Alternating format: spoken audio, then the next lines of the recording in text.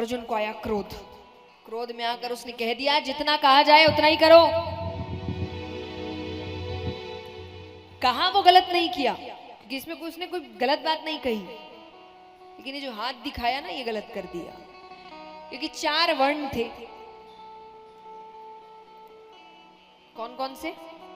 ब्राह्मण, क्षत्रिय, वैश्य, शूद्र। तो इनके अपने अपने कार्य थे। ब्राह्मणों का कार्य क्या था?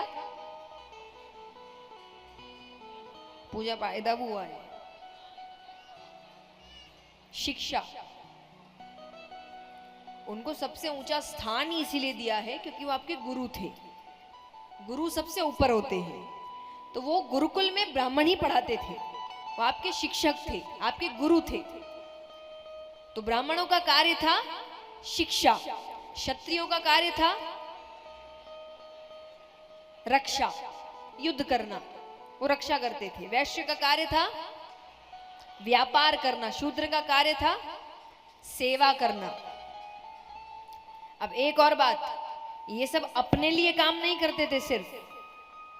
ब्राह्मणों का कार्य था कि शिक्षा की कमी कहीं नहीं होनी चाहिए, सब शिक्षित होने चाहिए। क्षत्रियों का कार्य था रक्षा सबकी होनी चाहिए। वो देख के रक्षा नहीं करते थे इसकी करूंगा उसकी नहीं करूंगा, वो रक्षा सबकी करते थे। वैश्य का कार्य था धन का संचार हर जगह अच्छे से होना चाहिए, और शूद्र का कार्य था सेवा सबकी होनी चाहिए। जैसा मैंने कहा, बनाया किसी और कारण से था, बीच वालों ने काम खराब कर दिया। यहां ऊंचा नीचा कोई नहीं था, सबके अपने अपने काम थे। आप एक कंपनी में जाते हैं, सबको अपने अपने काम सौंपे जाते हैं ना। आप मनमानी तो नहीं कर सकते कि अगर कोई मान लीजिए कि किसी का काम है मैनेजमेंट का, वो कहेगा नहीं मैं तो वो करूंगा। सबका अपना अपना काम था, और वो था कि तुम अपना काम अच्छे से करो। हर चीज जरूरी है, हर काम जरूरी है। और समय समय की बात है, पहले हर कोई अपना ही काम करता था, फिर समय बदला तो चीजें भी बदली, और बदलाव प्रकृति का नियम है।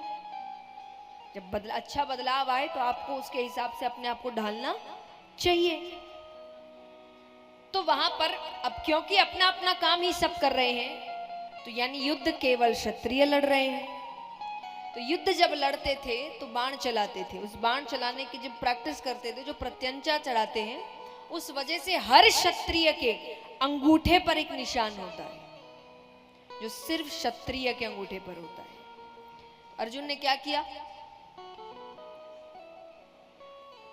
जरासंध भी तो क्षत्रिय है, उसकी नजर अर्जुन के अंगूठे पर पड़ी। वो समझ गया ये ब्राह्मण नहीं है। अब ये कहते ही तो सेना आ गई उसकी, कि उनको लग रहा है कोई बहरूपी आया है। अब किस भाव से आया पता नहीं, तो सारी सेना आकर खड़ी हो गई। भगवान गए, अच्छा खासा काम चल रहा था,